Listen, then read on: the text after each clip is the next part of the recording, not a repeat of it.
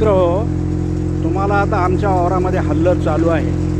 तुम्हाला मी पाठीमागून बोलून हल्लर सांगतो. यापुढे एक व्हिडिओ केलेला आहे. आता या पावसाळ्याने एवढी दैना झालेली आहे की खरं काय सांगावं तुम्हाला. हे इथं हल्लर चालत आहे, हल्लर चालत आहे बघा. आणि खरं सांगायचं म्हणजे वरून आभाळ आलेलं आहे आणि खाली हल्लर आहे. वरला आमचं खळं एक झाकून आलेत आणि इथलं देवाच्या नावावर धडधड काढालेत. हे काढणारे 150 रुपये कट्टा घ्यालेत. आता या वावरात जेवढा खर्च झाला आहे त्याच्या 50% सुद्धा निघणार. निंदन, औषध, खत, पाणी जरी धरलं. आणि हे बघा, याच्यामध्ये आम्ही ओळी घातल्या होत्या. तुम्ही बघा ह्या ओळी कशा आहेत. इथं थोडं चढावर रान आहे म्हणून बरं दिसाले. खाली वावरात काहीच नाही. आता जर याच्यात मेहनत करून हरभरा पेरावं म्हणलं तर हरभरा पेरण्याचा जेवढा खर्च होईल त्याच्या 50% ते हरभरा येणार नाही. हे बघा, इकडं बघा अशी वळ तूर आहे. इकडं बघा, हे बघा, इकडं अजून पाणी आहे वावरामध्ये. तर शेतकऱ्यांना खरंच काय सांगावं. आता मुख्यमंत्री झालं, पंतप्रधान झाले का वावरात येऊन बघणार आहेत का? आम्ही तरी स्वतः या वावरात येतो, बघतो, करतो. काही का होईना सोडता येईना.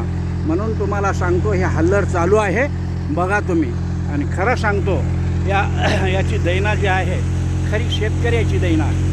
हां, तर तुम्हाला मी सांगतो प्रत्येकाने आपापल्या परीनं का होईना करायला पाहिजे. शेती करायला पाहिजे, करू नये असं नाही. आजकाल शेतीशिवाय पर्याय नाही हेही बरोबर आहे. पण या दैनेला यावर्षी वर्षासारखं साल लागलेलं नाही. आता इथं हल्लर चालला आहे. हे शेती आहे, माझं हे शेत आहे. याच्यापूर्वी म्हणजे छोटा व्हिडिओ टाकलेला आहे. खरं टाकतो. वरी आबाळ तुम्हाला दिसत असतं. पाणी पडाले, थेंब बारीक बारीक गळाले तरी काढावं लागाले. काय करील? काढणं केलं तर बरं काढून घरी ठेवता येणार.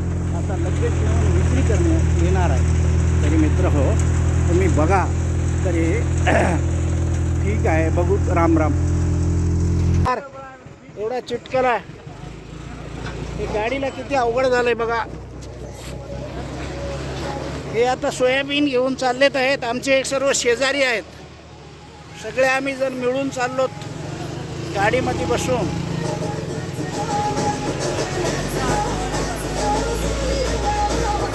हे आमचं ट्रॅक्टर वय सोयाबीनचं 2 ट्रॅक्टर होण्याऐवजी एकच निघालं. यावर्षी थोडं दुष्काळ आहे.